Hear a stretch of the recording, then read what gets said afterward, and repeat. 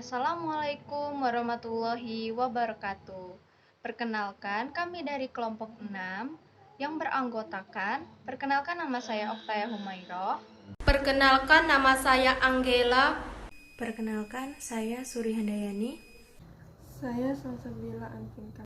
Baiklah, di sini kami akan menampilkan sebuah tayangan video mengenai materi sel.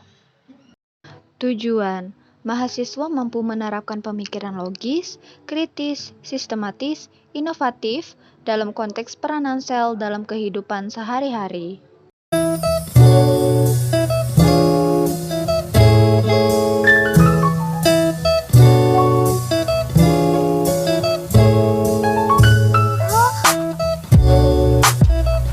Sel adalah unit struktural dan fungsional organisme hidup, di mana terdiri dari organel-organel yang tersusun dari biomolekul. Semua fungsi kehidupan diatur dan berlangsung di dalam sel. Berdasarkan ada dan tidak adanya membran yang melindungi, sel dikelompokkan menjadi dua, yaitu sel prokariotik dan sel eukariotik. Sel prokariotik. Sel prokariotik merupakan uniseluler yang tidak memiliki inti sel atau nukleus. Salah satu contohnya adalah bakteri. Adapun organel-organel sel prokariotik adalah: yang pertama adalah kapsul. Kapsul merupakan bagian terluar sel yang berfungsi untuk melindungi sel dan juga menjaga sel agar tidak kekeringan. Yang kedua adalah dinding sel. Dinding sel berfungsi sebagai pelindung sel dan juga memberi bentuk tetap pada sel.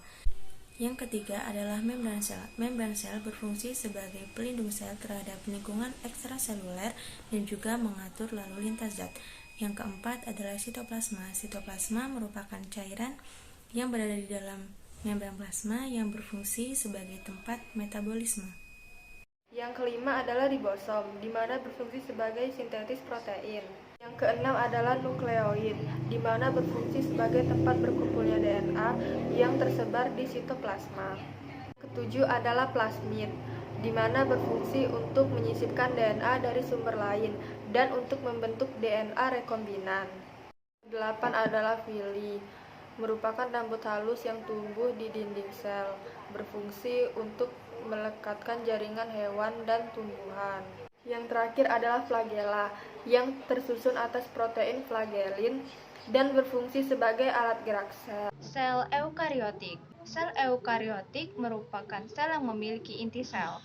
Sel eukariotik memiliki karakteristik antara lain memiliki membran inti dan sistem endomembran, mempunyai nukleus, DNA berada di dalam nukleus, serta memiliki beberapa organel-organel sel. Contoh dari sel eukariotik adalah sel hewan dan sel tumbuhan. Berikut adalah penjelasan tentang sel hewan. Seperti di gambar, ini adalah sel hewan. Sel hewan merupakan nama umum sel eukariotik yang menyusun jaringan hewan. Adapun organel-organel yang menyusun sel hewan tersebut antara lain adalah: yang pertama adalah sentriol.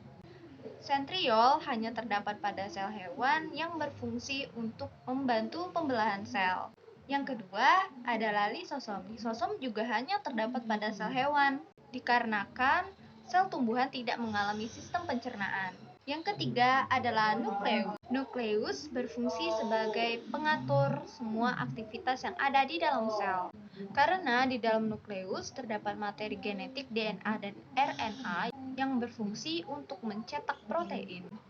Kemudian yang keempat adalah mitokondria. Mitokondria berfungsi sebagai pusat respirasi sel. Kemudian yang kelima adalah sitoplasma. Sitoplasma berfungsi sebagai transportasi genetik. Yang keenam, membran sel, yaitu sebagai pelindung sel. Yang ketujuh, badan Golgi, yang berfungsi sebagai ekskresi sel dan pembentukan lisosom. Yang kedelapan yaitu retikulum endoplasma yang berfungsi sebagai alat transportasi zat-zat di dalam sel. Retikulum endoplasma dibagi menjadi dua, yaitu retikulum endoplasma kasar dan retikulum endoplasma halus, di mana retikulum endoplasma kasar ditempeli oleh ribosom, sedangkan retikulum endoplasma halus tidak ditempeli. Kemudian ada sel tumbuhan. Sel tumbuhan adalah sel yang menyusun fungsi kerja dari seluruh fungsi kehidupan tumbuhan. Adapun organel-organel penyusunnya hampir mirip dengan sel hewan, akan tetapi ada beberapa organel yang berbeda. Antara lain, yang pertama ada plastida dan juga kloroplas yang berfungsi sama-sama untuk menghasilkan klorofil, dan yang kedua ada vakuola yang berfungsi sebagai tempat penyimpanan air dan cadangan makanan, minyak, enzim, senyawa toksik, dan hasil samping dari metabolisme. Yang keempat adalah sitoskeleton. Kelima adalah peroksisom, berfungsi untuk membantu kloroplas pada saat melakukan fotorespirasi, serta pemecah asam lemak menjadi asam gula. Yang ketujuh, dinding sel, di mana berfungsi sebagai tempat menentukan bentuk kekuatan serta dukungan kepada tumbuhan. Baiklah, kesimpulan dari materi sel yang telah kami terangkan adalah sel adalah unit struktural dan fungsional suatu organisme hidup. Sel terbagi menjadi dua berdasarkan ada dan tidak adanya membran yang melindungi sel, yaitu sel prokariotik dan sel eukariotik. Sel prokariotik tidak diselubungi oleh membran inti, contohnya adalah bakteri. Sel eukariotik memiliki membran inti serta endomembran, memiliki nukleus dan organel sel. Contohnya adalah sel tumbuhan dan hewan.